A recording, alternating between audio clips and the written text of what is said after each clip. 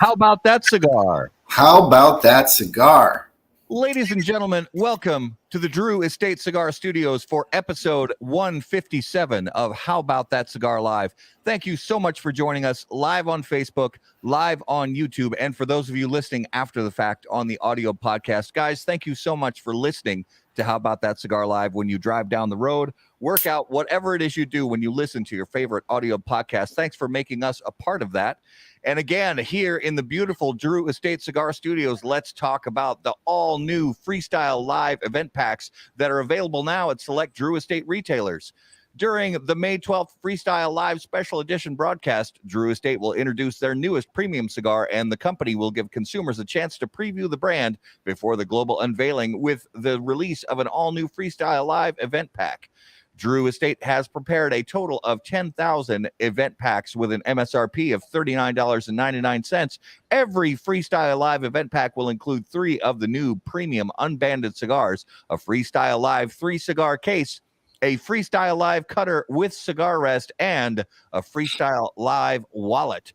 Additionally, each Freestyle Live event pack will include a Freestyle Live badge with a QR code, which may be used to enter a sweepstakes for a chance to win amazing prizes. The grand prize is a 2022 Jeep Wrangler Sport valued at $33,000. The second place prize is a Drew Estate barrel bar valued at $2,000. Or sweepstakes entrants can win one of 25 third-place prizes, a travel humidor adorned with custom artwork by Subculture Studios valued at $100 each.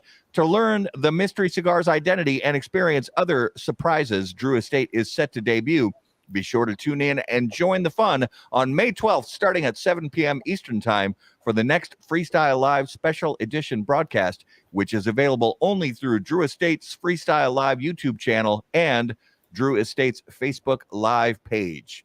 So for more info on all of that, you can find it on our website and you can find it on drewestate.com. So we are back live on Monday night, as always. Garrett is on the road again I am in Columbus. Well, I'm outside of Columbus, Ohio, in a town called Delaware. Yes. And you, I believe, correct me if I'm wrong, you have broadcast from this location before. I have. Yeah, that's right. And what's the name of the shop? So this is Casa Aficionado.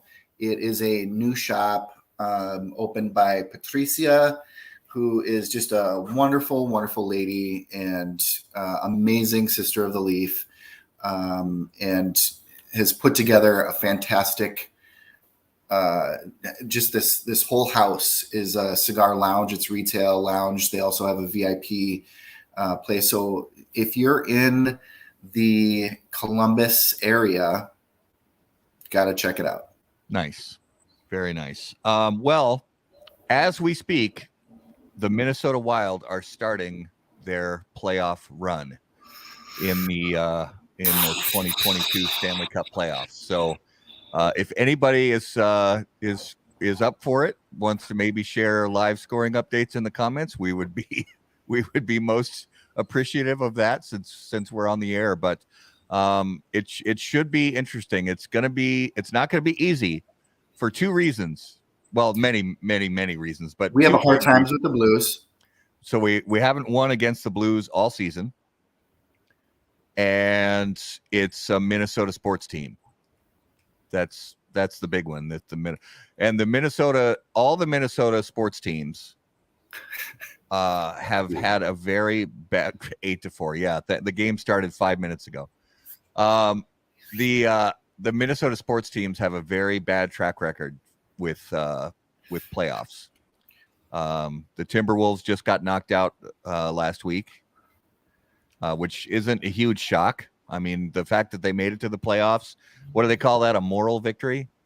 It was a moral victory for this team. It's a young team, so I may watch next season because I might too. We got some good players and good coaching.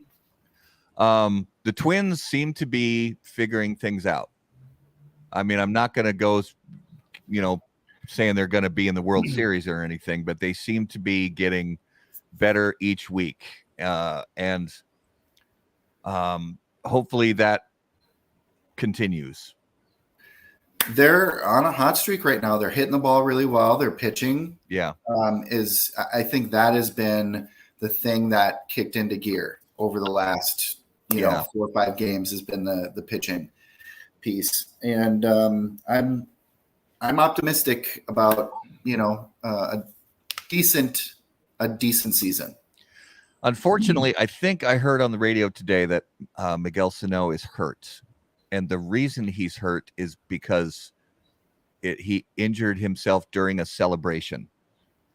Like somebody made it in one of the recent games. They were celebrating a play, and he injured himself during that celebration. Like a Martin Gramatica. Jumped up in the air and did the Chuck Liddell thing. Yes. Probably. I don't know how it happened, but that just sounds like something that would happen to a Minnesota team, is that somebody would get injured from celebrating a play. So there was something we planned to do briefly during the show last week that we forgot to do. So before we bring on our special guests, so Easter was just a couple weeks ago, and as a gift, my wife knows that I love the candy known as hot tamales. And but there's also it was your nickname in college. That was my nickname. That was my nickname in college. Absolutely. But there's also a candy that has a lot of popularity, but only for one day a year, and that's Easter. And the candy is known as Peeps. And my wife bought for me hot tamales Peeps. I didn't even know this was a thing. So maybe this will be my new nickname is hot tamales Peeps. That was my porn. Yes, that was. So maybe it'll be your Peeps nickname. Now I absolutely, I just like almost cut myself with my knife here. I love hot tamales, but I cannot stand Peeps. So this is going to be either wonderful or terrible. And you can see the Peeps in this package here. They're supposed to use the little dots of chocolate for the eyeballs, but they're like all over the place. They're I mean, they almost look like mongoloid zombie Peeps. It reminds me of when my daughter and we love to go to the ice cream truck and get the SpongeBob ice cream. And we always play a little game. Whose SpongeBob looks more weird? So that's the tearing apart of the Peeps. Dude, and I'm so sad that we didn't do this last week because I wanted the creme brulee one. So it smells like bad decisions. It smells like regret. It smells like cheap cinnamon candy. I mean, all right, here goes nothing. Thoughts and prayers. I don't know what this is going to do.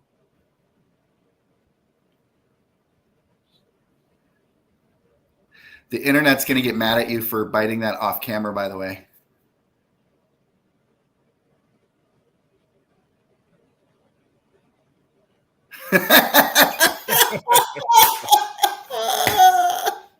No, that is no. Not even hot tamales could make a good Peep. No, that's nope. So I'm gonna just try to do a little brulee action on this. So I'm gonna toast it up a little bit. Get a little bit. I don't know if you can see. Yeah, you can see. Yeah. It. So come on, lighter. There we go. Just get a little love. All right. So there we got a little. With Babish. We got cooking with HBTC. I love it. Now this might take it to another level. This might actually not be horribly bad. I mean, it wasn't horribly. It's way better than regular Peeps. I'm just going to say this live because I think we need to make it happen. We need to create a segment for Jay Davis on our show. Yeah. Now you need an old priest and a young. Yes, I do. I do need that.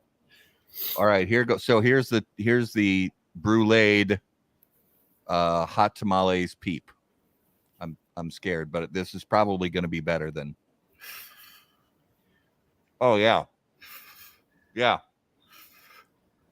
that's way better. Way better. It's still not good, but it's not horrifying. Yeah. All right. Next week, I'm going to get in on that. That's the way to go. I will seal those in a Ziploc so that you can sample those. And Justin, you can sample one tonight. But yeah, that's keep it in ranch. Good. I might try that. I have some of that downstairs, Jay. So I might try that later. It might be better. Oh, that was yeah, I don't so it's way better than regular peeps. You know, the regular yellow ones. Way better. Yeah. But I imagine. But it's still a peep. So if anyone was entertained or disgusted by that last piece, please like and share. Yes. And comment. Absolutely. And just experience peeps at your own risk. That's really all we can say. All right, let's move away from the peeps and let's get to our special guest of the evening. And as always, special guests on How About That Cigar Live are brought to us by our friends at Corona Cigar Company. Corona Cigar Company and coronacigar.com, the internet's largest and easiest to use virtual cigar store. Corona Cigar Company offers you the finest handmade cigars, humidors, and cigar accessories at the absolute lowest possible price. You'll also find unique and limited cigars containing Florida sun-grown tobacco. As a proud American, president and founder of Corona Cigar Company, Jeff Borshowitz, believed it was possible to bring cigar tobacco farming back to Florida. At Corona Cigar Company and coronacigar.com, you'll find the best selection anywhere in the world of cigars containing this special Florida sun-grown tobacco. If you live in Florida or are just visiting, be sure to visit any of the great Corona Cigar locations in downtown Orlando, Sand Lake, Lake Mary, and also the Davidoff of Geneva Lounge in Tampa. For more info on all of that, please visit coronacigar.com and floridasungrown.com. All right, ladies and gentlemen, if you would please put your hands together and welcome to episode 157 of How About That Cigar Live from Dapper Cigar Company, Mr. Ian Reith. Welcome to the show. Hey guys, how you doing? Thanks for having me. How are you? Is beautiful, sir. How are you? Very good. Very good. Can't complain. Are you do you like peeps? I've never had a peeps. Oh, so yeah, I'd just say that you're in a good place. Just pretend as though they don't exist. Yep. It looks like those circus peanuts. You guys remember those? The orange. Oh yeah. Yeah. I don't do that. And I just noticed that, you know, the sugar they put all over them. It gets it's all over my lighter. Now it gets everywhere. Don't ever buy or eat peeps ever. They're gross. Anyway, Ian, welcome to the show. Thanks for having me, guys. So tell us a little bit. Now, we know you're not smoking with us this evening, but from what I recall, you mentioned that you're enjoying a nice glass of scotch. What kind of scotch are you drinking? I'm going very traditional here. I'm going Johnny Walker Black. Keep it very nice, simple, classic. You can't go wrong. Absolutely. Actually, I'm gonna get a cigar fired up myself right now. I'm gonna fire up one of my favorites from Dapper. I'm gonna fire up the Cubo Sumatra. Cubo Sumatra. Sorry if I'm pronouncing that wrong. And I'm gonna do that on the Dunbarton Tobacco and Trust Toast Can.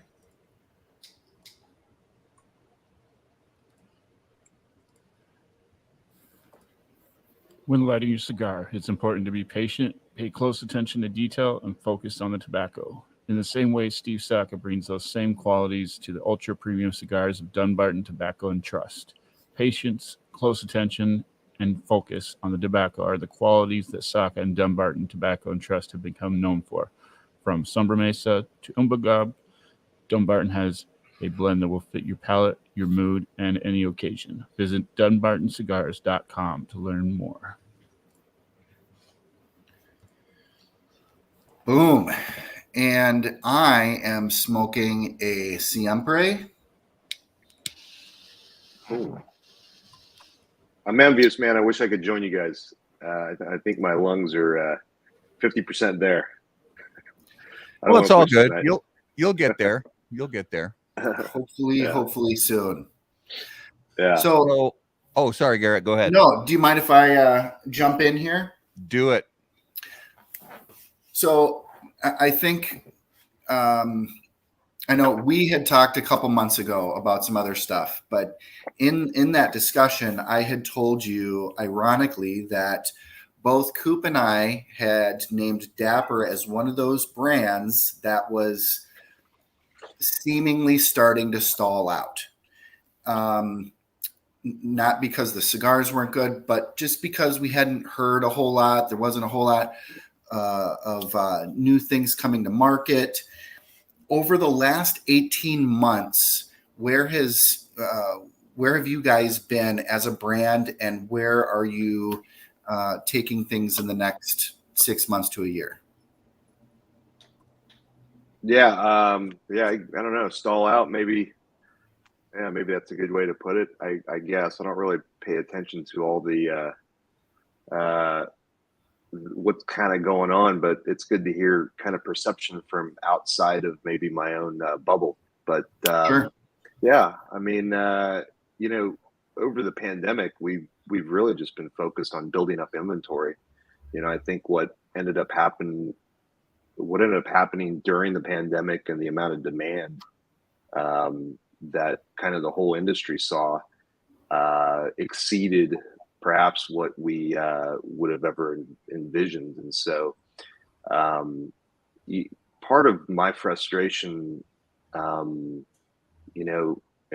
maybe cigars businesses do this a lot, but I hate the idea of like making a new product and then selling people on this new product and then not having any of the product. And then you're constantly like chasing back orders, and that whole process of doing business I didn't like it. Like I felt like I would rather just not have back orders. I know it sounds kind of weird, but I just didn't like the Absolutely. idea of having. I didn't like it's kind of a weird thing because I feel like in the cigar industry, part of it is like we want everything to be rare and we want everything to be in demand and we want everything to be like, not available. Yeah. And I just don't operate kind of that way. Like I just kind of think that if it's not available, then maybe it will fall off my radar. Like, why would I not? Or why am I going to chase after something? That's kind of my thing. So, all that during this pandemic, all that kind of bothered me. And I just thought, well, I'm doing this the way I want to do it. So why not just make it the way that I want to make it? And I just want to have inventory, and I want to be able to, when a customer calls us and they place an order, like I want to be able to fill those cigars. And so we spent the last 2 years, really building up inventory and working on getting production things correctly and trying to find out a lot of the things, fine tune a lot of the back end things. We hired our first kind of Nicaraguan full-time, production manager per se. We make all of our cigars through Noxa, but we were finally hitting a level of volume that it was just becoming unmanageable for me. And getting on planes every 2 months wasn't possible during the pandemic. And so, Sure. Just a lot of these things in the background that you don't see with cigar companies is what kind of, I focused on. And so perhaps during that time frame, maybe perhaps during that time frame, we weren't in the eye of consumers, and that's understandable. But so that's kind of what we've been doing, and we got a lot of stuff coming out. We have new blends coming out that are both blends that I've done, and we've got something exciting that we're doing for PCA with Raul Disla, who's our production manager at Noxa. We've got a larger footprint of cigars. We're trying to fine tune, all of our core lines. We really believe in that, and I'm very excited. We got some changes in our sales staff that I'm really excited about. because that ultimately is what will that's ultimately what will get us out to the rest of the country, especially the parts of the country that haven't heard of our cigars. So there's a lot of exciting things, and as Yeah. COVID as the travel opens up, I'll be able to get out there into parts of the country that I've never traveled. I've never done anything on the East Coast, and so it's weird that we're selling cigars out in the East Coast, and I've never even set foot in a single one of those shops. So Yeah, I'm hoping to do that. very cool. Well, Ian, one of the things that we, especially with first-time guests, so we love to do is learn a little bit about your history, specifically related to cigars, obviously. So take us back to the first time you lit up a premium cigar. If you remember what it was, tell us what that was too, and kind of how you sort of developed into a more sort of experienced cigar smoker and trying new brands, and how that journey started and progressed for you. Yeah, I mean, gosh, I think my first super expensive cigar was one of those, or super premium cigar was a La Aurora. I think it was Prefrito Tubos that I bought, or somebody gave me, or I think it was a silver Tubos, which I can't remember. Maybe it's a Connecticut. But I'd smoked a lot of cigars, kind of, not a lot of them, but I'd smoked them sporadically. And I don't think that they ever really, it never really caught on. I just didn't feel like it's not one of those situations where the first cigar I smoked, I was like, oh, this is it. This is what I want to do, or this is the industry I want to be in. For sure, I didn't. I smoked some bad cigars, and how premium they were, I don't know. But yeah. I do remember the very first premium cigar that I think I purchased or somebody gave me was a La Aurora, and I liked that cigar. I thought it was really great. I thought it was smooth. I thought it was creamy. I thought it was probably one of those cigars that, along with others at the time, that got me into cigars. And then I'm a product of the, say, 2000s cigar scene. So mid 2000s and up, and so maybe that would be called the the boutique cigar scene. At the kind of beginning of when I started smoking cigars, CAO was kind of crushing it. They were like the darling of the industry. I kind of remember, and all the events that they were doing, the amount of buzz that they were generating, the packaging that they did for their products. Everything I thought CAO was doing was very, very cutting edge, and they were kind of Drew Estate before Drew Estate per se. I would think, but yeah. And then as Drew Estate came on board, I think all of the flavors that are coming out of Nicaragua, I gravitated towards more. A lot of the boutique cigars that came out of there, the Tatuajes and the stuff like even the Liga Privadas, and those initially came out. Illusiones, I think back then maybe most of it was coming out of Honduras, but a lot of the boutique cigars in the mid 2000s to I guess going towards 2010ish, a lot of those companies I resonated with, and those are probably what ended up getting me into the cigar business.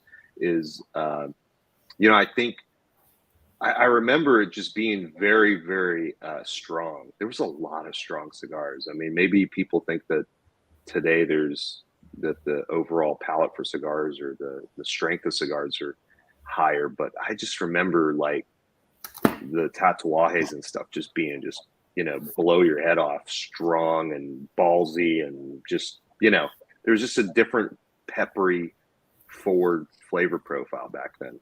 Yeah. And when you decided to start up Dapper Cigar Company, what were things looking like as far as your life at that time, as far as career and what you were doing? Was cigars always a part of it, or what? How did you go from the career and the sort of, for lack of a better term, life path that you were on, and then you said, okay, I'm going to start my own cigar company? Yeah, I mean, my background is tech, so I kind of glazed over that. But by all rights, I don't have any. I probably shouldn't be in the cigar business, even though I think there's quite a bit of tech people in cigars these days. But my us background is tech. included. Yeah. Yeah, so it is kind of. I think there's a lot of people in that have backgrounds in tech, and if I really think about it, which maybe that's worth a segment on its own, but. I mean, cigars and the community. I mean, starting a cigar company back when I did, it was never really I don't know if I really thought about it in a serious manner, because it is difficult to think about from going from zero to cigar company or cigar business. I think really all of it just kind of happened by, well, you know what? I'm working in tech. I've got a little bit of extra initiative and time and maybe some extra clams. Maybe I should try making my own cigar and then see how that goes. And I think anybody that does that, or I think people that go down that path, quickly will realize that it's a difficult gig. There's a lot of things just between making the cigars to the actual products themselves, and how you even make them to start, or how you even go through the process of banding them or boxing them. I mean, all the various things that go into actually manufacturing cigars. I think, there's a lot you don't think about, and perhaps, and without a doubt, when I first started, I didn't know anything of what it took to get to that level, and it's probably the number one thing that I get asked to this day, is because there's a lot of people that obviously want to make cigars or be in the cigar business, and I try to help as many of them I can. But you're very naive going into it, and I think you as you get through it, you figure out all the little things, and I'm still figuring out a lot of things. But I don't. I'd like to say that I had a grandiose plan, and that there was that I started, and I'm like, you know what, I'm going to be the next so and so.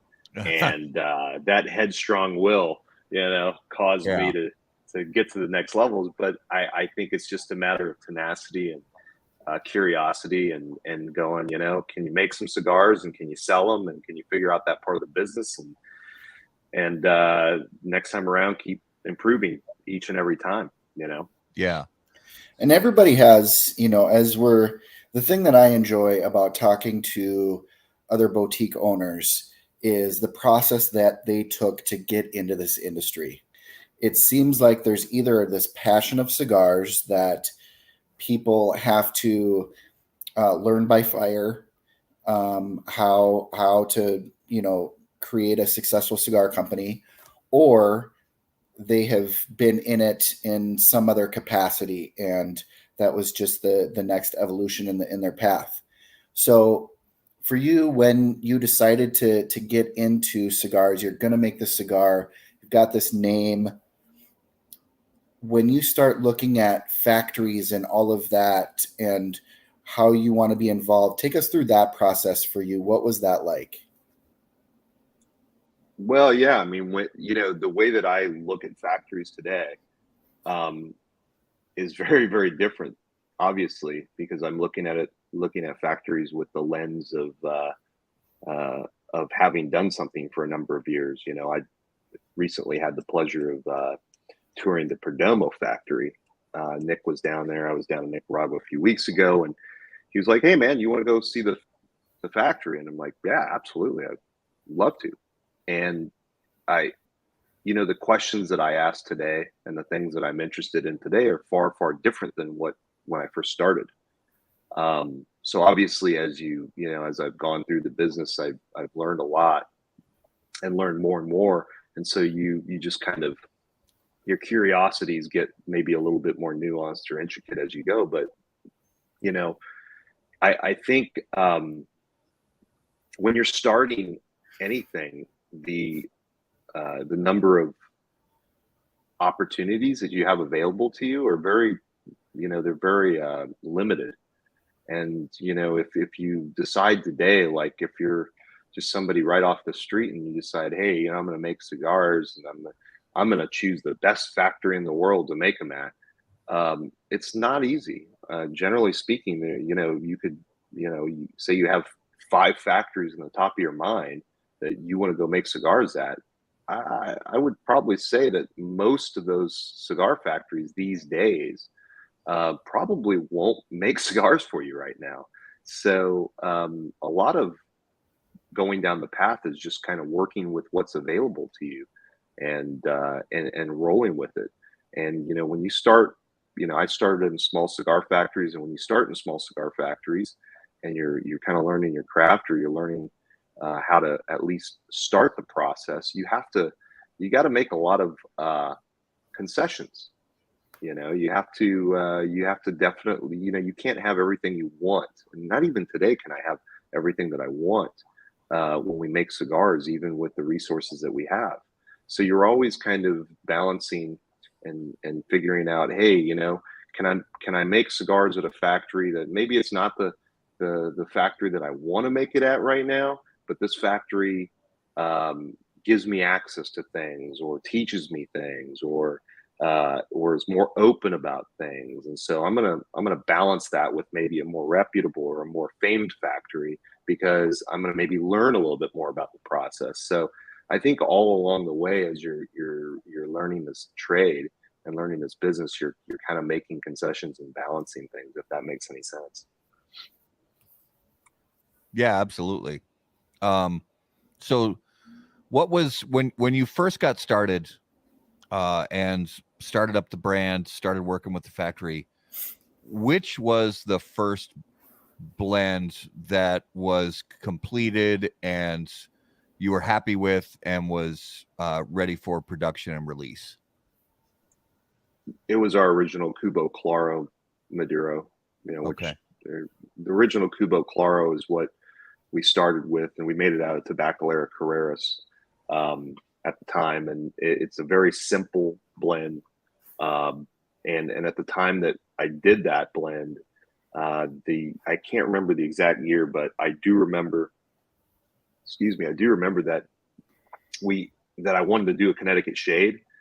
And when I went down the path of doing a shade, I was purposeful in the sense that, my father always smoked Connecticut shades growing up. I thought it'd be great to have a Connecticut shade cigar as the first cigar. The band was light blue, kind of like a baby boy. This felt like everything was kind of lining up, and Connecticut shades were not real popular at all. They were just, nobody was really doing Connecticut shades. And then by the time I kind of came out with that Connecticut shade and I started to go out on the road and sell it, it was like the year of the Connecticut shade. All of a sudden, it was like Padron released their Connecticut shade, Undercrown shade came out, and like all of a sudden, like, everybody was advertising shades. I was like, geez, man, talk about timing, right? But you know what? I will say this: that Undercrown shade was a phenomenal cigar. I thought they did a very good job on it. Yeah. That original Padron Damaso shade, I thought was terrible. I mean, they've since fixed it, but I was just happy. Like, you don't want to get like pleasure out of somebody else's product not being great or something, but I'm nobody, and we made a shade cigar, and I was like, man, I kind of like it better than the Padron, which, I love Padrons, but I'm like, that's something to be said. I'll take a positive out of it. They've since corrected it. Obviously, the Padron Damaso is a much better cigar, but that initial Padron Damaso, anybody that tells me that was a great cigar, man, I had some trust issues.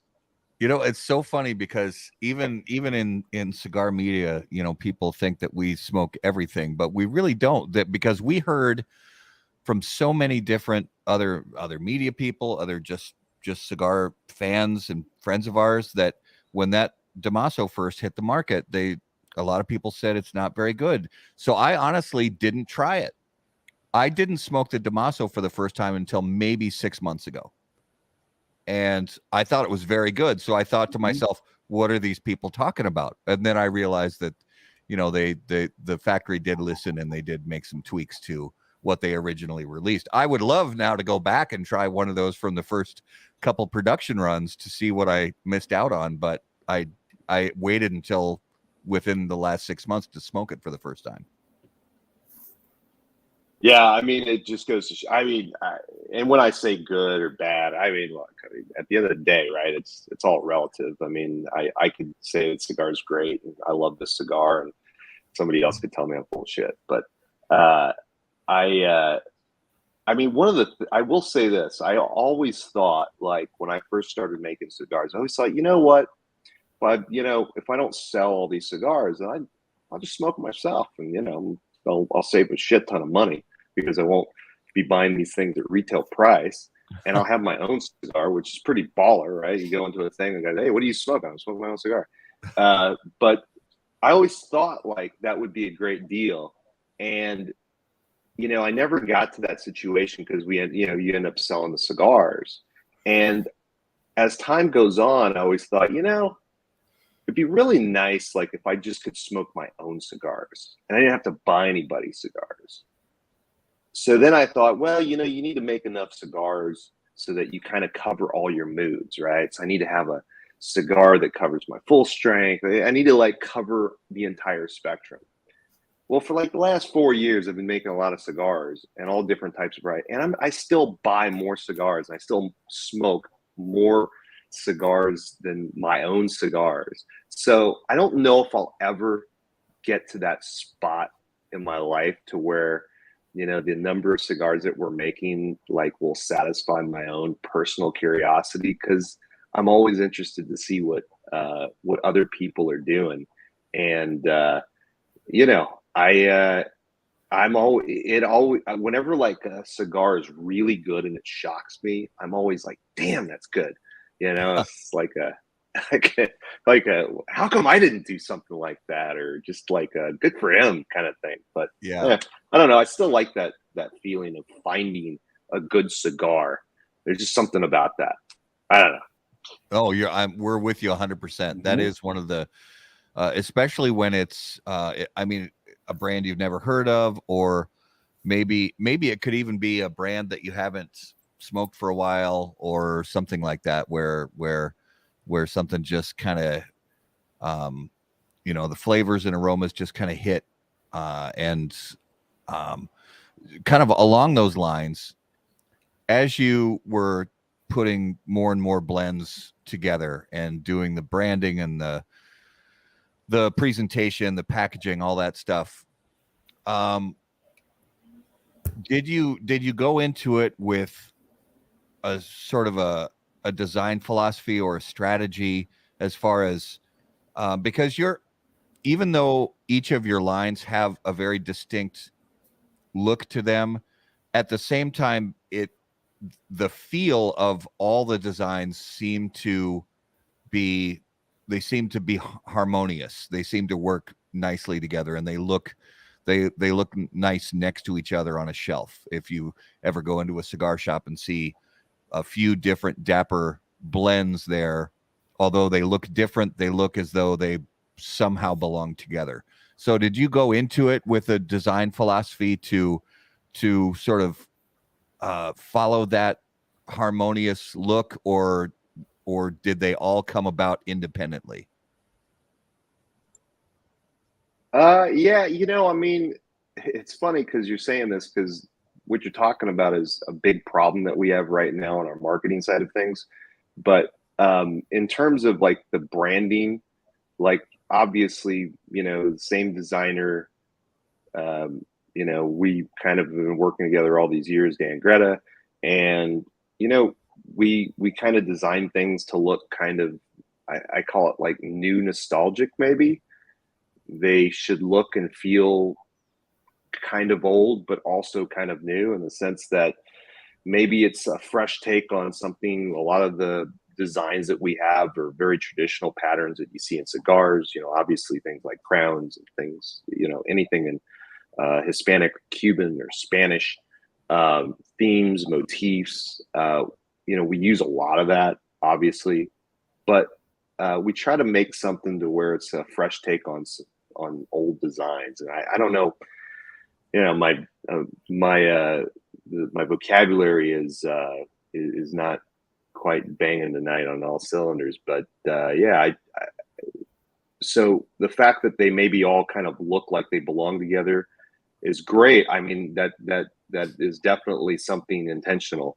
But one of the problems that we're having is that people don't know the products that we're making are all made by the same company, and that's a marketing and branding issue that admittedly we failed on. And it takes consumers and brokers and salespeople and retailers to tell us, hey, you should do this better. And that's one thing that we need to do better, is so that when our boxes are all sitting on a shelf in a humidor, that people recognize that we make all of those products, or when they smoke one of our cigars, they realize that we make it. So, we're trying to, that's one of our big efforts this year through a number of different ways, is so that when you pick up one of our cigars, you have points at which you could, figure out that we make that cigar.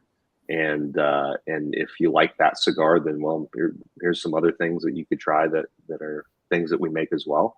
But I think the fact that they all kind of look similar and they have the same style is, it's purposeful. It's kind of my thing, is I like things to, we like a lot of gold powder treatments. We like intricate bands. We like things that look, I've always said this: if you buy a box of our cigars, you bury it in a yard, I hope somebody 100 years from now, is able to dig that thing up and look at it and go, wow, it's a really cool cigar. I want to smoke that, I like that philosophy. That's cool. Yeah. You think of somebody burying that would be really cool. I mean, I'm just thinking about that right now, because I'm sort of waxing poetic, because my brothers and my dad and I kind of had a little walk down memory lane this past weekend, and just thinking about that, going, digging up like a time capsule, and something that and I like what you said about where it's nostalgic, but it's at the same time modern. And if you could dig up one of your cigar boxes, like you said, 100 years from now, it would look, obviously it would look weathered and worn, but at the same time, the design may even look as though it was something that was newly thought of. So I like that concept. Now, take us through the artwork process for you. Do you have, several artists that you use? Are you involved in some of that, or who is the artist for Dapper? Yeah. So, I mean, I wish I could tell everyone the artistic process behind, per se the art that is drawn, but all of the art is from Dan Greta. So Dan's our dedicated kind of guy for all of our artwork. And Dan is he's like a world-class artist. And, when I say like artist, he's not some guy that like pops up, Adobe Photoshop and piece together stuff. This guy is a world-class artist. All of our designs start as a pencil drawing that morphs into a graphic, an Illustrator graphic file. And when I say all of our artwork, I mean like all of it. Like Dan will design the type many times. He'll design all of the vistas. So anytime you get a box of our cigars, the edgings that are around the boxes, he designs all of that. The vistas or the marks that are on the inside when you open the box, he designs that. The burns, the embellishments, the bands, every single graphical thing that you see on any of our products, Dan is basically the guy that designs it. And so we're just, it's like we've got this rock star designer, and my job is easy because I basically just come up with ideas and throw them at Dan, and you put them in the machine, and I have the critique job, or I have the job of, ideas are cheap and easy, and that's my, when it comes to the graphics and the beautiful artwork of all of our products, I got the easiest job. I basically I contribute in the form of non-talent. I sit from afar and I tell them, hey, look, this is the concepts that we're going for. This is what we're doing. We come up with, we have a rigorous process, and Dan's like a Navy SEAL when it comes to design. He likes to be like degraded. That's when he gets his best. If I like something too quickly, it's almost insulting. It's like, well, yeah, how could you like that? That's like round 3. Like, we can take this further. And I go, okay, let's it looks like shit. Keep going. Right. So Ian's basically like, make me an elephant playing hacky sack. Dan's like, how about a skeleton with a rose? Yes. I mean, so with all intents and purposes, a great partnership because, the high-arching themes and kind of the names and all that is where I start with. I flesh that out, and then Dan makes it come alive, and he puts a graphic to it. And I the amount of time that he spends on the designs and the extent of which we go to make these boxes as beautiful as we can, most consumers probably will never see what goes into it.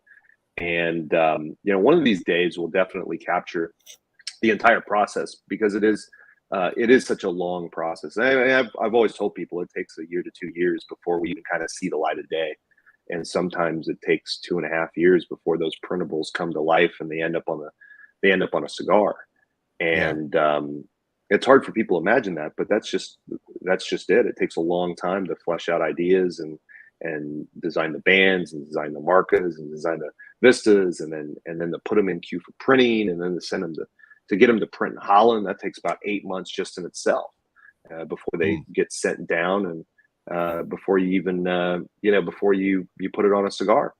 And so it's a long process. And some of them, like lately, we've been doing things that are a little bit outside of the box, like, per se, like union breaks. We don't have a band on a union break at all. But we do, I think we have like one of the coolest boxes for it. Like, we got a 150 count tray box that acts as a tray with the box, which, and his artwork there, even though it's not on a glorious band, the factory and the stuff that we print on the actual 25 pound the craft bundles I think they're just stellar, and so we're kind of going different directions, and we're trying different things, and it's not always kind of the traditional band and vista and edging kind of box format. Slide top box format that you were referring to. So some of the new, like our bundles, we're coming out with some economical bundles, and it's kind of a whole different direction for artwork from us, and we think people love it. But yeah, nice. So from the very beginning and throughout, the time that Dapper Cigars has been on the market, who have been some of the people that you would say have been sort of key mentors for you, whether it was from the standpoint of tobacco and blending, or a standpoint of business and just the cigar industry as a whole? Who are a couple people that you would say have really been good guides for you along the way? Well, I mean, probably the biggest has been, my buddy Gus Cura. He runs the Oliva Tobacco portion of Oliva Tobacco. So he runs the fermenting and sorting operation there in Nicaragua, and the Oliva family. All of those, and there's many of them. They've been they've just been very tremendous supportive people, in terms of, do they provide the leaf, and do they, we make cigars at Noxa, which is partnership owned by them. But Gus has been, he's taught me everything about the actual tobacco itself, like from a non factory perspective. He's been tremendous, and then the Olivas as well have been tremendously supportive. So working under a family like that is, quote unquote, the first family of tobacco type situation has been, it's very rare. It's like, I guess if you look at other industries, if I was a comedian, it would be like, I don't know, Dave Chappelle or somebody like, Ron White or one of these, massive comedians basically being a mentor, and people like, there's just countless people that I've learned from in tobacco, a lot of people I call friends and people in the industry, have been very, very instrumental. I mean, even you got a Dunbarton Tobacco and Trust advertisement, and Steve Saka. I mean, he was there with the very first box of cigars that I made at Noxa in the blending room up there, and he's taught me a lot of things. I remember, when you're sitting, one, Steve's an insomniac, so he didn't sleep. But when you're sitting there talking to Steve Saka till the wee hours of the morning, and he's a very honest guy in terms of giving you advice, is very non-bullshit. And literally, this I'm sitting here talking to a fellow that was the head marketing and head guy for JR for a number of years, and learned the business from that. Before that, he was a huge personal cigar guy that was just, traveled the world on his own dime to learn about cigars and factories, and then he's president of Drew Estate. So you get to learn from a guy that that has 25 years of experience in the business, and and those are just people along the way.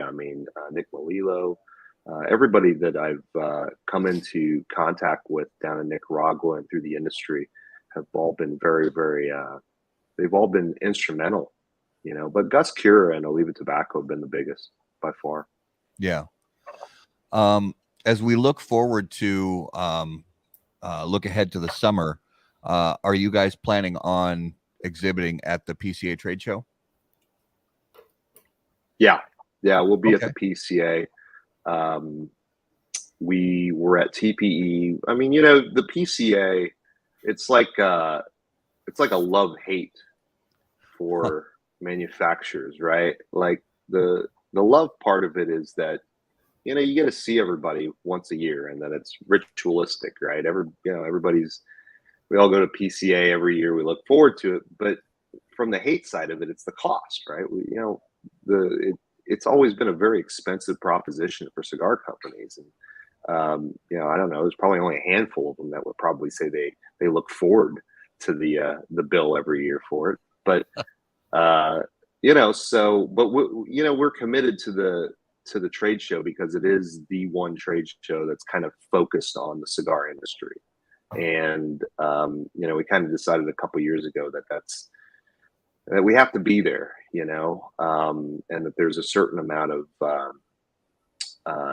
it being beyond perhaps the numbers per se, though the numbers have to work out. It's also one of those things where, it's important from a association for cigar retailers, for cigar manufacturers. And I think now even more so as we face a lot of legal threats, that it's important that we show kind of a uniform front there. So we're committed to being there, and we'll be there this next year as well. We'll be there in the summer, and then, for as long as it happens, I don't see that changing. And you had mentioned some new stuff that you guys are working on, and we did see you at the TPE trade show and got the lowdown on one of those new things. So what, just kind of as a little teaser, what can we look forward to from Dapper at the PCA show? Yeah, so we'll have a new line. It's a line. I guess it's a variation of a line. So there will be a new line, and it'll be a cigar that I didn't blend. So that's okay. That's a first. Yeah. That's a big first, and there's going to be other products with that. We've got some line extensions. So we've got some good line extensions to existing products. We've got some little special projects that we did that they're just cool. I don't know if they make any. They certainly weren't projects with the intent that we would do them with mass appeal. We just did some of them that that we thought were cool, and so we'll have a couple of those. So we've got some interesting things, and hopefully it'll be interesting in, I don't know, is it July? I guess I should probably keep track of these things. Yeah. So we've got some good line extensions. It's worth going to. Well, we will definitely catch up with you fun there and give all our viewers the scoop when we're at the trade show. Perfect. So you mentioned a minute ago about one of the things that the PCA does is helping with the legal fight, and I don't know how much you've seen over the past week, over the past 5 days, I guess, with recent FDA announcement about this whole characterizing flavors thing, and so what are your initial thoughts on that, and what do you think the best course of action is for the industry, for the PCA? What do you think about all that? I mean, I think it's never looked great for flavors.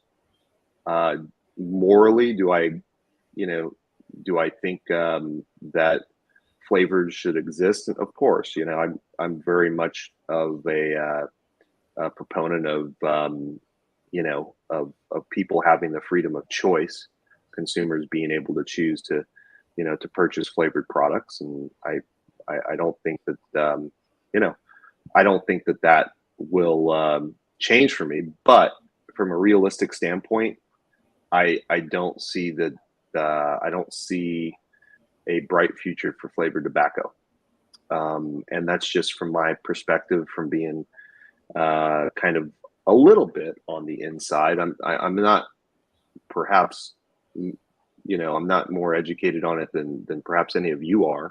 I mean, we spend money on FDA attorneys, and so we have a little bit of insight from the attorneys, and we have some insight from the PCA and from the CRA, and being members of that and being involved in some of the legal stuff there.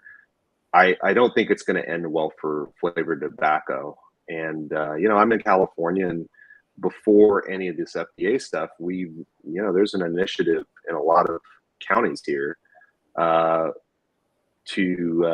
against flavored tobacco.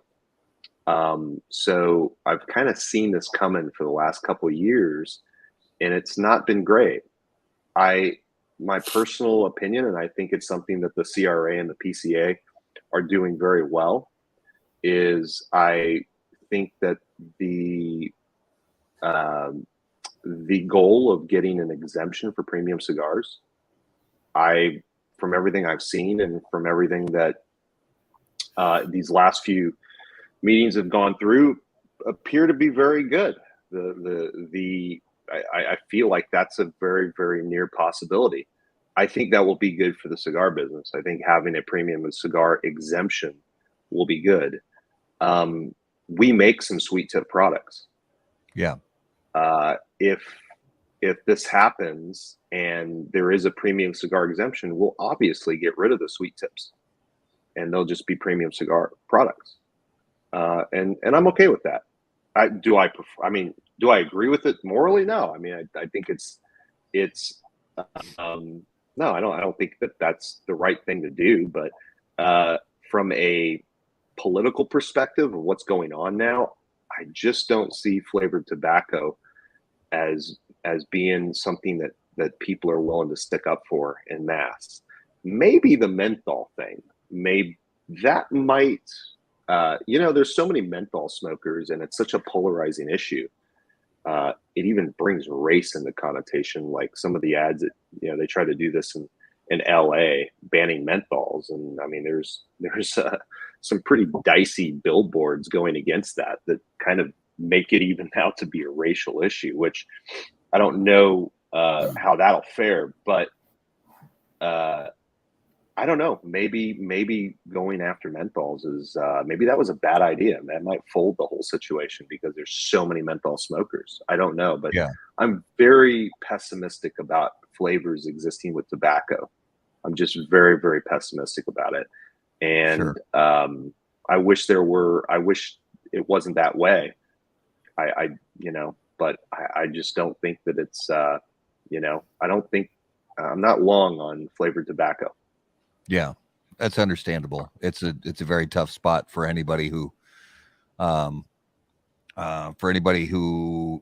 makes and sells cigars with flavorings or infusions, or consumers who enjoy them. So it's a tough spot.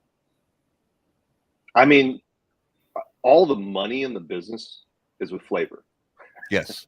Like when you realistically look at, tobacco from cigar perspective, I mean, all of the money is basically flavored product, whether it's backwoods, whether it's swishers, that's the volume of the business.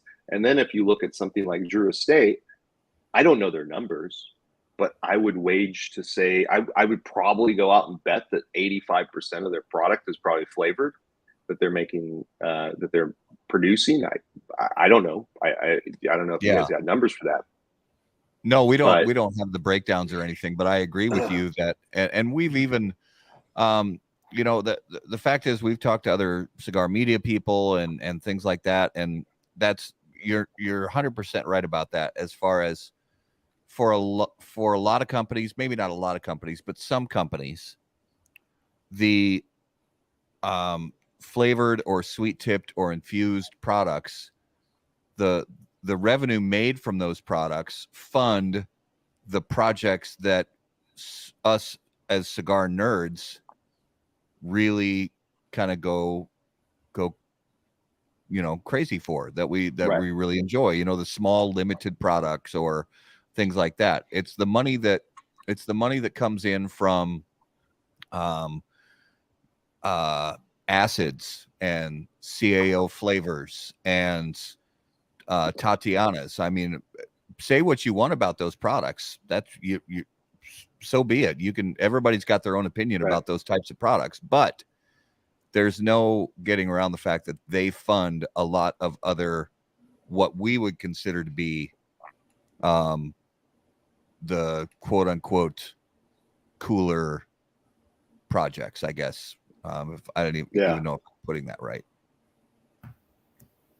Yeah, I don't know. I at the start of all of this, I kind of hoped that vape would save us, because if we really think about it from if we go to the premise of we don't want products, or the government doesn't want products on the market that are appealing to kids, that are appealing to people in high school, appealing to middle schoolers, appealing to young college kids. What is the most appealing, other than marijuana, obviously, but it's vape, right? I mean, vape and vape is heavily flavored. I walk into a store earlier, it's like, there's 30 different vape brands at the counter, and not one of them say, it tastes like tobacco. They all say like, mango or melon, mint melon. I mean, those to me seem to be, my hope was that would be such a distraction because of how huge vape has become compared to tobacco. in terms of cigars or whatnot, that they would basically just go, all right, well, screw you guys. You guys aren't big enough. We need to deal with this issue. But obviously not. Obviously, there's somebody still at the FDA, or there's people there that are still hell-bent on this idea that that flavored cigars are terrible. And I mean, I don't know what it's all about. I didn't read. I'm pretty uninformed on what they said, but I caught a headline, or I caught something on Half Wheel that said something about that that they did some kind of a survey, and that the survey was with high school kids, and high school kids, like a certain majority or a certain percentage of kids, had basically said that flavored tobacco was, there's something that they had tried or got them into smoking. But it's for anybody who spends more than a few minutes looking at the data. They're talking about Swisher Sweets and peach flavored White Owls and Al Capone brown sugar and that kind of thing. They're not thinking in any way, shape, or form about. They don't picture in their mind a walk-in humidor in a cigar shop that has on one shelf Partagas and Dapper and Monte Cristo, and then on another shelf has acid and CAO flavors and Tatiana, which, although those the acids and so forth are flavored and sweet tip products, they are still whole leaf, for the most part, whole leaf, hand rolled premium cigars.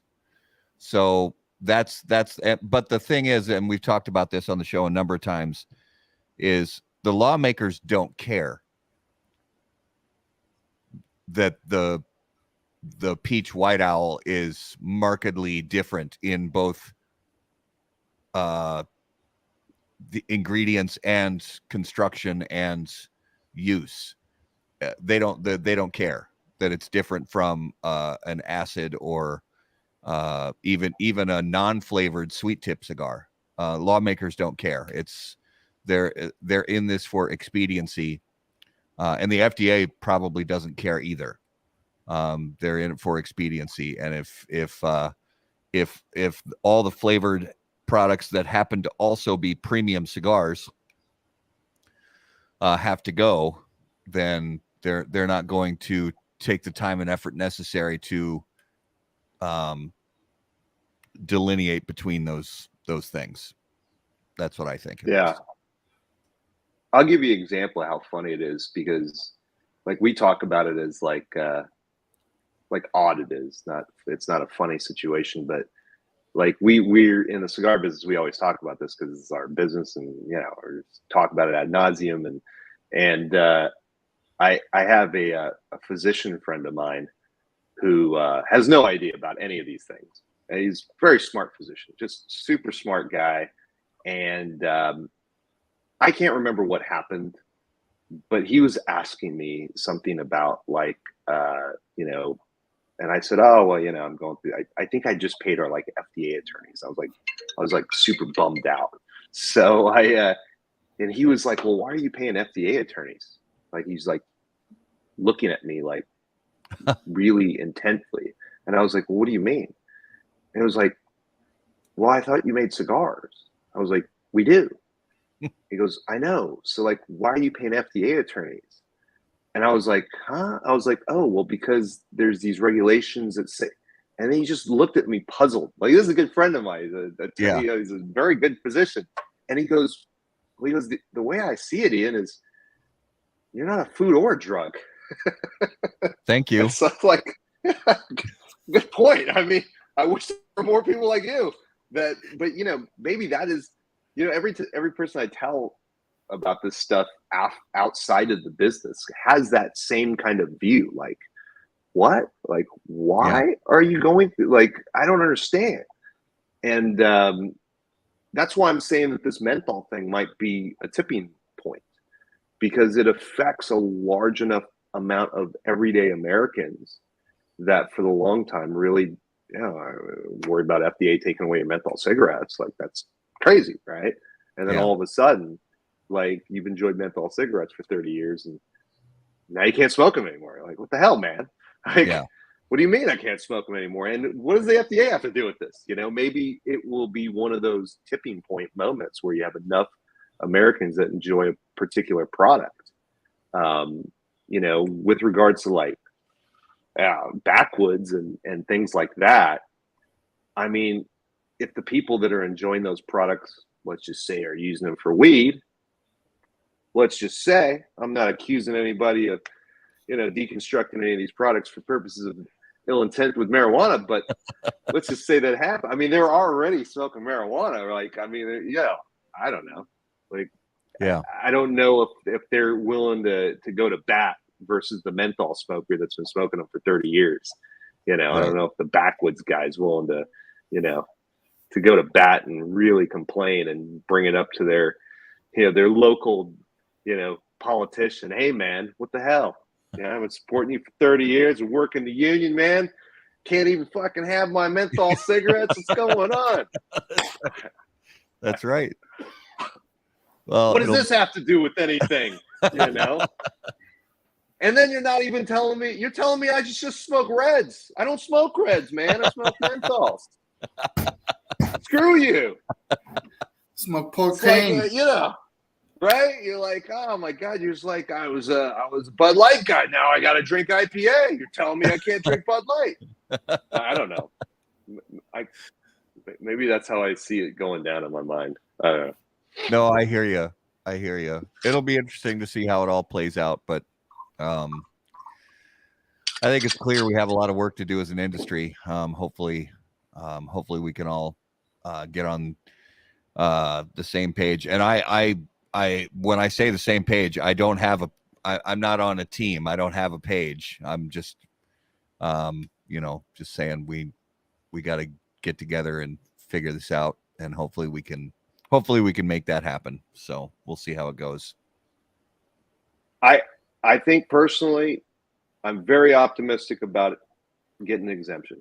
And I think the PCA and the CRA have done a very good job from the latest meetings that I've been involved with, and the reps that have been arguing that, and not reps, I call them reps, but lobbyists and whatnot. But I hope that happens. That's my first, you know, wish, is that we preserve at least the premium non-flavored side of it. And if the flavors can exist too, great, awesome. But from my own selfish perspective, for our business and for the culture of cigars and for everything that all my friends and their businesses, I hope that we get the exemption. I'm very you know, I'm very optimistic about that. So I'm Yeah. Well, Garrett, I have a question for you. Is it time? I think it is time. All right. It is now time for this week's Numero de los Muertos.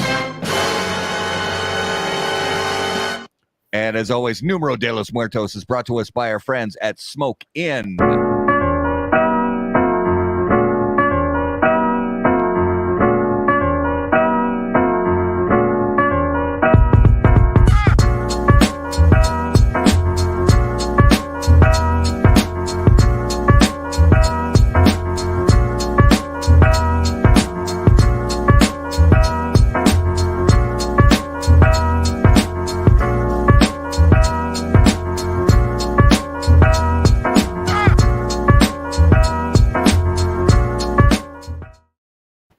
All right, Numero de los Muertos brought to us by Smoke Inn. And guys, don't forget, when you go to smokeinn.com, use code HBTC15 for 15% off your order. Some restrictions apply. So, episode 157, Numero de los Muertos. Garrett, what do you have for us this week?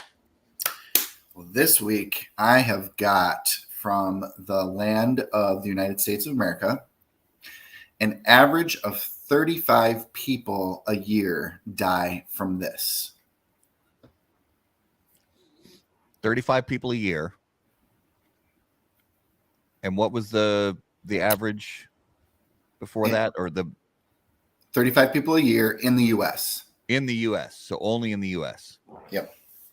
All right. So as always, viewers, if you have guesses, put them in the comments. Ian and I are going to play 20 questions with Garrett and try to break down what we're looking at here. It is not medical. It is eating microwaved peeps on a bed of lettuce. Jay, I don't want to live inside your mind. No. No. That's scary. Choking on no. Just nope. Switching from Cools to Marlboro Reds after 30 years. Oh, wow. This is on land. Okay, so land. Mm-hmm. Ow. Hangnail infection? Is it something you consume? Oh, that's a great question. It is not. Okay.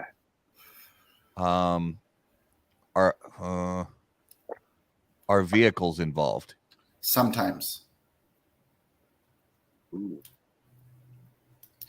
No, it's not a consumable. Would these commonly be considered workplace accidents? No.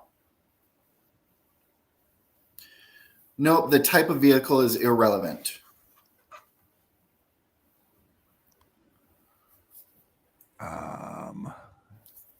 Is it a recreational activity? No. It's not seizures. It's not medical. Segway, deaths at the mall. Jay, we need to hang out more. We do need to hang out more. Oh, narcolepsy. That's a good guess. Ooh. Start by letting me know. Solid. That is a great guess. But again, sleepwalking. Not sleepwalking. Oh, Mitchell's got a good question. Is there blunt force involved? Yes. Ooh. Ooh. Okay, so we're does it involve hit by something? Does it involve fall? Oh, it's hit by something? Yes. Balls.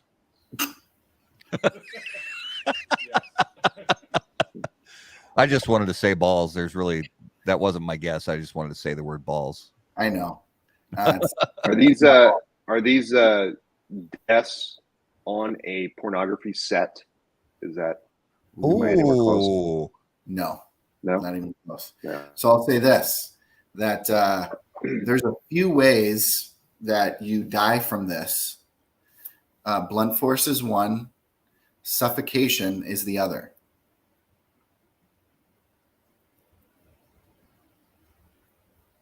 It's not falling off a cliff, not crossing the road. No animals are involved. Not running a light.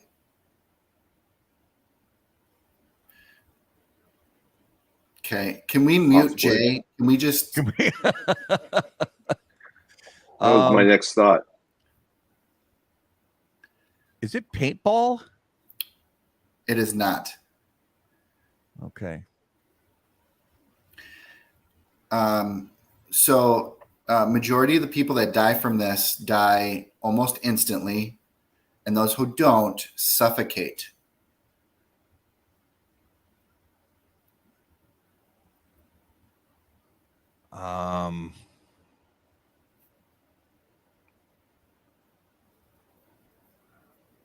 Happens on land. I'm struggling with this one. So getting hit with something. Oh, is the location of the wound important? Is it getting hit in the neck with something where it like breaks your trachea? Nope. Okay. No, it's not consuming anything. It's not animal related. Is it? So it's not consuming, including not breathing anything in. Correct. What could you get hit with that could also cause you to suffocate? All right, I'm going to throw out a softball clue. Okay. Is it a softball? No. I had to say it. Fleetwood Mac sang a song about this. Landslides. Nice. That deserves Fleetwood Mac fan. Okay. There you go. It's either that or Silver Spring. Yeah. Very good. So 35 people a year die in landslides. Yeah. And what percentage did you say die from suffocation instead of from blunt force trauma? Like 80% die from Holy suffocation. cow, really? Yeah. Yikes. Oof. Yowza. Not a way I want to go. No. Yeah. I would give me the blunt force on that situation every time. Yeah, just the boulder to the head and just let it end. Yeah, I'm with you. Yikes. Gives me the willies just thinking about, it's like avalanche. I think you did avalanches. Yeah. Like early on within the first year of the show. Yeah, and that's like 100 people a year. Yeah. Really? Wow. Yeah. Yowza. Good times. Well, that was this week's Numero de los Muertos. All right. Let's move into the lightning round, brought to you by our friends at J.C. Newman Cigar Company. They are America's oldest family-owned premium cigar maker, creators of the popular Brick House, Perla Del Mar, Diamond Crown, and the American J.C. Newman Cigar Company operates out of their 112-year-old El Reloj cigar factory in historic Cigar City, Tampa, Florida. For more information on their cigars or their visitor experience, please visit jcnewman.com. So, Ian, we have some non-cigar related questions for you. If you could hear the thoughts of one living person for 10 minutes, who would it be and why? Jeez, that's tough. Mm-hmm. If I could hear the thoughts of one living person for 10 minutes, Yes. I would probably go with, I'm going to go with Hugh Hefner on that one. He's still living. Is he still living? I don't believe so. I think he passed in the last year or two. I'd definitely go Hugh Hefner. I'll accept that. Maybe a solid, maybe a solid Richard Feynman after that. But, he's probably more interesting. Yeah, I don't know. That's my answer. I'm sticking to it. Hugh Hefner. I like it. So if you were about to get into a fight, what would your soundtrack music be? Landslide?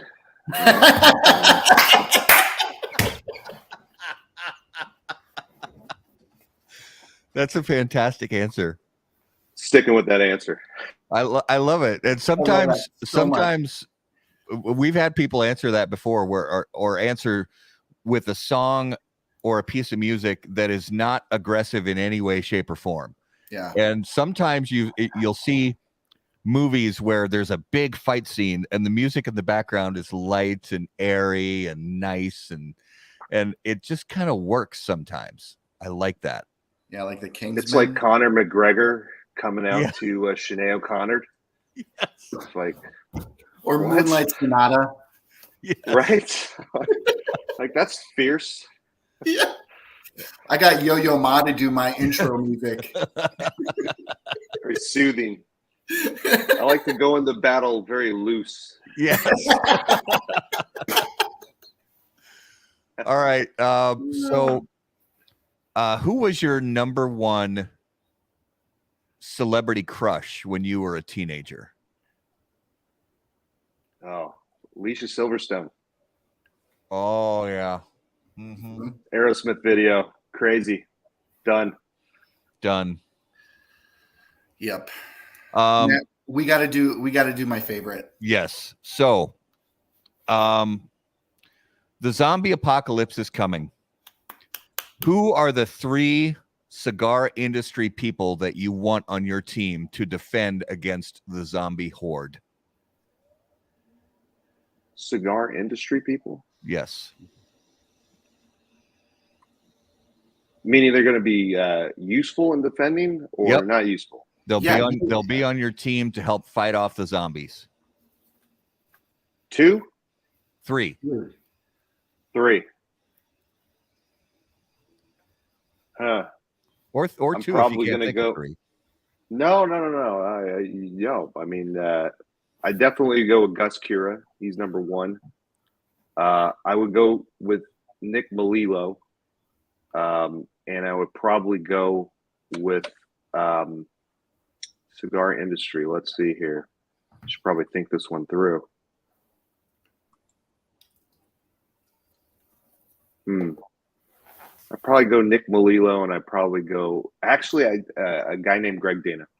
So I'll go with. Okay. He's not. He doesn't make premium cigars, but he has a huge company called Good Times. He's a gem of a human being, and more importantly, he is prepper appropriate to say? Yeah, absolutely. Yeah. Not like in a bad connotation, but this guy is prepared for everything. And I feel like that's a good person to have on your side. Absolutely. You know? Yeah. During the zombie apocalypse, especially. Yeah. I mean, one would say maybe like, I don't know, who's the guy that makes the zombie cigars? Viaje guy, you know? That would be the surface answer. But no, I'm going to go with Greg Dana, Nick Melillo, and Gus Cura. That's my zombie team right there. That's a great zombie team. Well, let's jump into this week's Notable Smokable. And Notable Smokables are brought to us by our friends at Ace Prime. Notable cigars, notable passion, notable purpose. So each week on the show, we each name a cigar that we smoked within the last week or so that was notable to us. It could be a cigar that's been on the market for decades that we just maybe smoked for the first time in a long time, or it could be a cigar that's new to the market that we just tried for the first time. So Ian, is there something you smoked recently that kind of fits that criteria?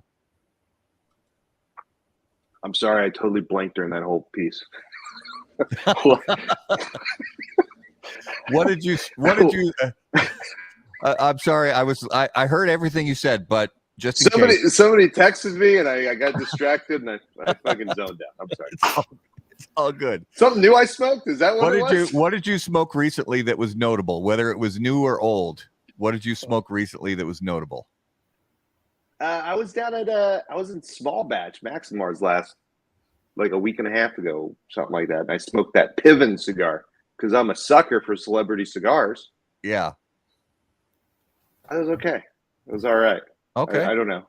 I mean, I can't remember. I just smoked so many things, but yeah, that was the last cigar that I kind of smoked that wasn't something that I made.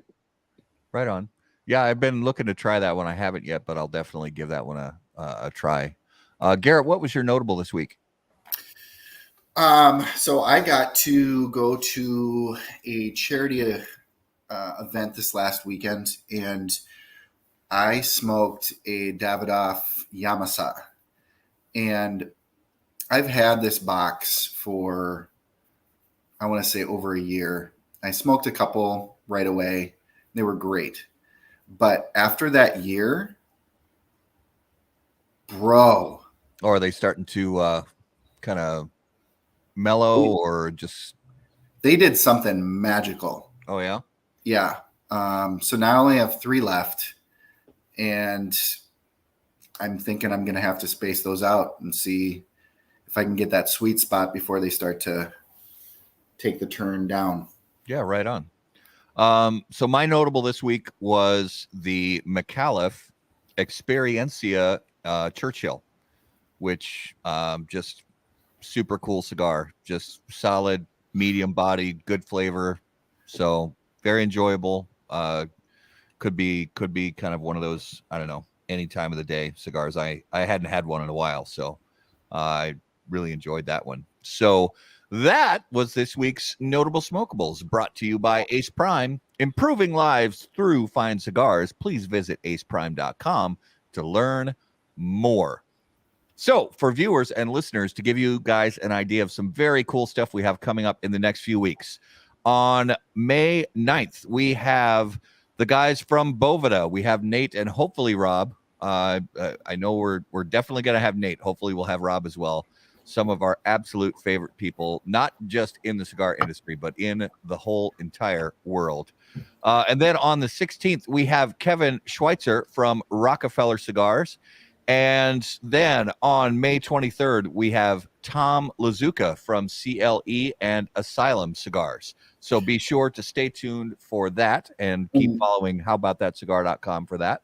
Real quick, for those of you who may like to recharge your Boveda packs after they get solid, you're going to want to watch this show. We're going to get into some science about why that may or may not be a good situation for you to get into. So if you do use Boveda, like most of us do,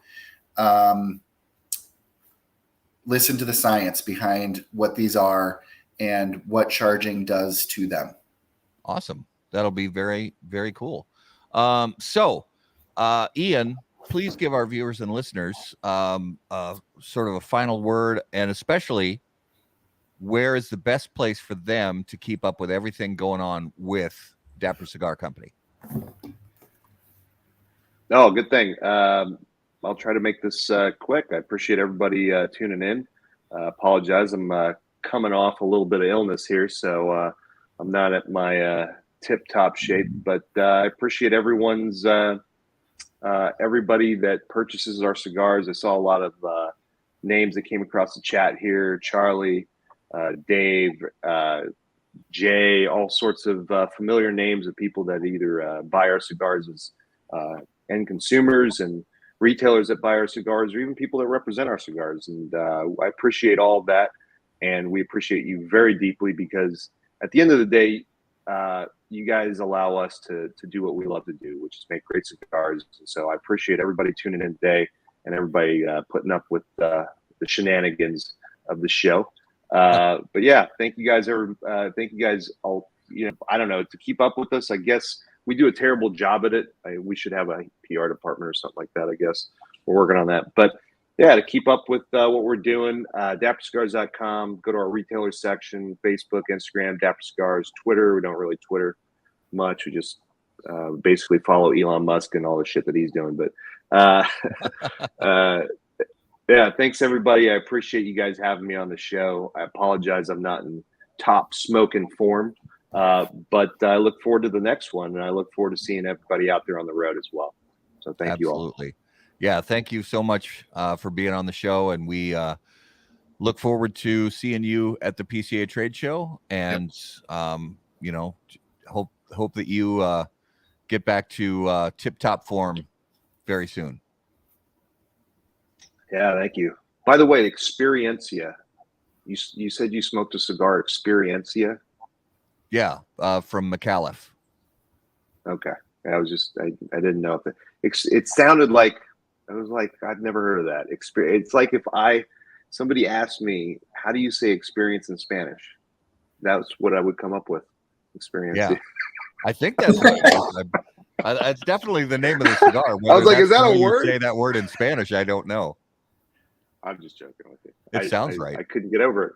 I was like, yeah, I've never heard of that. That's awesome. No, I was like, is Ian calling Matt out right now? I kind of love this.